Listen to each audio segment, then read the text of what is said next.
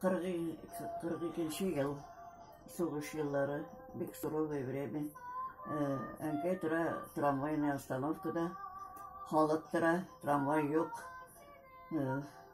Onun ayakları ботинкаларда гына госпитальда кайтышлый.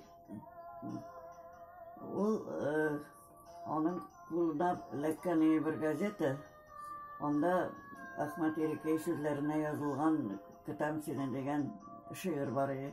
Шул шигырьне нитеп тора. Син кайларда йөрисең икән дип көйгә салып, маташып шулай торып трамвай көтә. Трамвай килә, халык утырып китә, ул берүзе кала остановкада, потому что в это время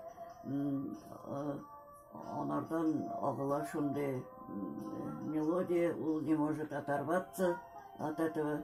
Вот поэтому трамвайга да утырып китә алмый, шул онытылар.